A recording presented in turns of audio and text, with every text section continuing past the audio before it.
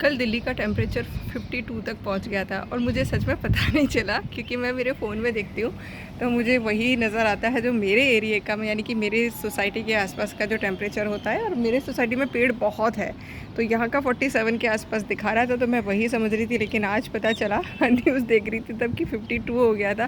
तो सच में यकीन मानिए, मैं तो इतनी थैंकफुल हूँ अपने इन पेड़ पौधों का, जिससे कि मेरा घर भी ठंडा है और पौधे भी हेल्दी हैं।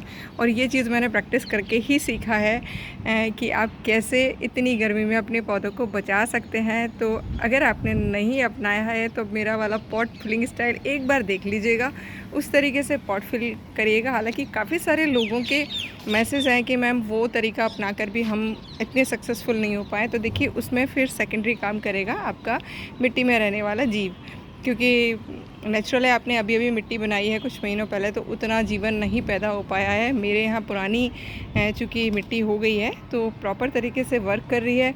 पौधों का मैंने जो सिस्टम तैयार किया है या मैनेजमेंट किया है वो आपके साथ शेयर कर ही चुकी हूँ।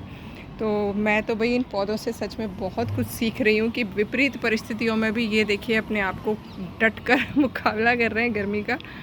और इनसे अच्छी खासी इंस्पिरेशन मिल रही है कि जब ये विपरीत परिस्थितियों से लड़कर डट कर खड़े हैं, अपने आप को सरवाइव करा रहे हैं, तो हमें भी ऐसे ही हिम्मत रखनी चाहिए।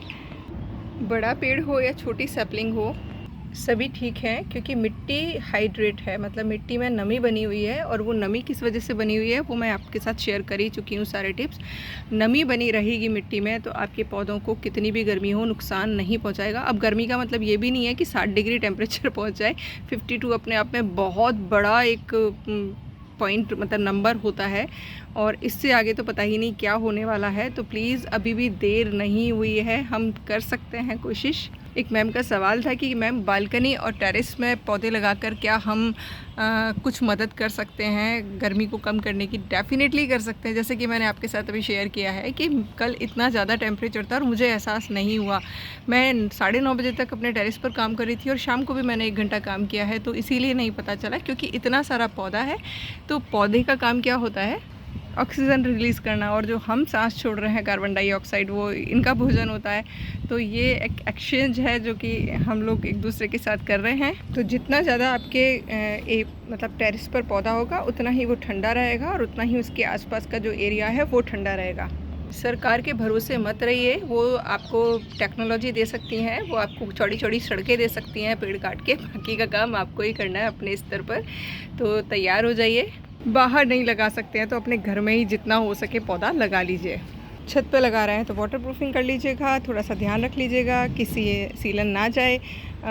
बीम के ऊपर प्लांट्स रखिएगा, छत को कोई नुकसान नहीं होगा, जैसे कि मैं करती हूँ, काफ़ी सारी बार शेयर कर चुकी हूँ। तो आप छत पर भी लगा सकते हैं। मिट्टी को हल्का बना लीजिएगा, मेरी तरीके आपके साथ शेयर कर ही लिए हैं। और मिट्टी में वो सारी चीज़ें डालिएगा जो मैं डालती हूँ। यकीन मानिए इतने टेम्परेचर को भी आपके पौधे सह सकते हैं और खुले आसमान के नीचे रह सकते हैं। Thank you for watching. Channel पर बने रहिएगा। कोई भी क्वेश्चन हो आपका तो कमेंट बॉक्स में पूछ सकते हैं। अगर मुझे आंसर आता होगा तो रिप्लाई करने की पूरी कोशिश करूँगी। Thank you for watching.